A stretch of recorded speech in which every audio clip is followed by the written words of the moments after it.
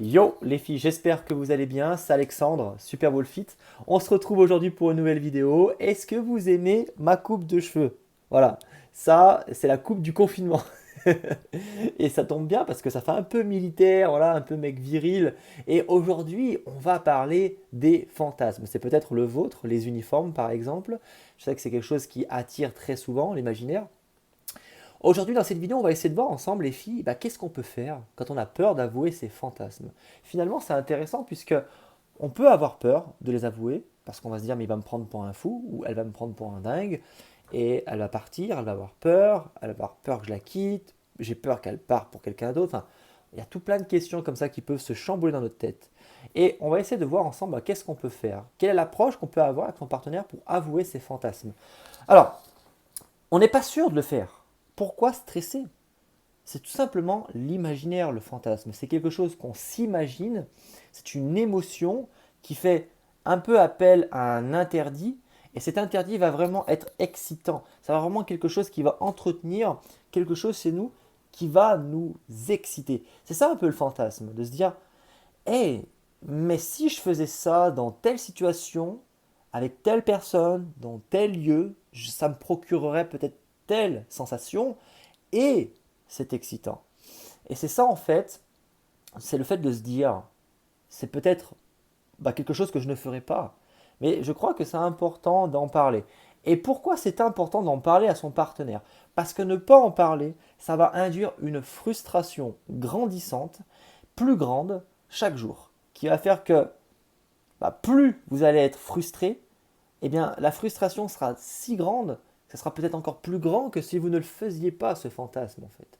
Donc c'est pour ça c'est important d'en parler tout simplement, d'avouer à son partenaire en quelque sorte, bah voilà j'ai envie de faire ça, il y a ça qui m'intéresserait, qu'est-ce que tu en penses? Et justement on arrive dans cette phase de dialogue, de discuter avec son partenaire, de venir ici déterminer si c'est faisable pour les deux. Parce qu'un couple, nous sommes deux personnes. C'est important de le dire. Il faut que les deux soient consentants. Puisque si on se force à faire quelque chose, eh bien, on a un rapport de force qui change. On a une personne qui va avoir plus de pouvoir sur une autre. Et ça, c'est pas bon. Dans une relation, il faut que l'échange soit équitable. On fait des choses pour la personne fait des choses pour nous. Donc, en ce sens, consenti, ça pourrait être peut-être, ok, ça m'attire pas plus que ça, mais je veux bien essayer. Attention, on ne se force pas, mais on veut bien essayer. Et en échange, je veux bien qu'on fasse ça. Et on peut peut-être venir ici introduire, belle façon de faire une petite transition, Alex. Je choisis bien mes mots. Le plan A3. Parce qu'il y a peut-être des femmes qui vont apprécier le faire avec un garçon, un autre garçon, puis il y a d'autres personnes qui vont apprécier une autre fille. Mais par exemple, si la nana aimerait le faire avec un autre garçon, alors que le garçon lui voudrait le faire avec deux filles, mais pas avec un autre garçon, on est face à un fantasme qui est un peu similaire en termes de nombre, hein, c'est un plan à 3, mais le sexe des personnes présentes dans l'acte va changer selon le sexe des personnes, selon leur envie. Donc, en quelque sorte, je pense que là, on est face à un dilemme, on va devoir faire une concession. Donc, ok, j'accepte que tu fasses le tien dans cette situation-là, et puis moi aussi, j'aimerais que tu fasses celui-là dans cette situation-là. Donc, là, ce n'est pas se forcer, c'est tout simplement dialoguer, voir si c'est faisable en fait, évaluer les risques, tout simplement. Parce qu'il y a un risque, effectivement, et c'est là où on en vient justement, c'est de se dire justement les bénéfices d'un côté, les inconvénients de l'autre. Par exemple, les bénéfices, ça va apporter du piquant, ça va apporter de la nouveauté, des expériences nouvelles qui vont peut-être consolider notre couple. Et dans les inconvénients, on peut avoir, c'est difficile à faire, difficile à mettre en place. J'ai peur que l'autre parte avec la personne avec qui on va faire ça. J'ai peur que la personne avec qui je vais faire ça ne m'aime plus.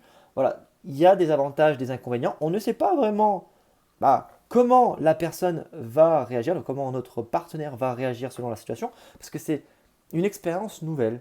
Donc c'est important, je crois, de faire l'inventaire des avantages, des inconvénients, et qu'il y ait un accord commun, parce que ne l'oublions pas, c'est une relation. Il y a autant de pouvoir chez l'une personne que chez l'autre. Mais c'est vrai que le plan à 3, c'est vraiment un fantasme souvent qui revient et qui fait vraiment appel à l'interdit. C'est vraiment quelque chose qui est un peu ouf chez la plupart des personnes. Et bah, ça peut être excitant avec l'imaginaire, mais de se dire, ah ouais, mais c'est difficilement faisable parce que moi, je ne veux pas partager mon partenaire.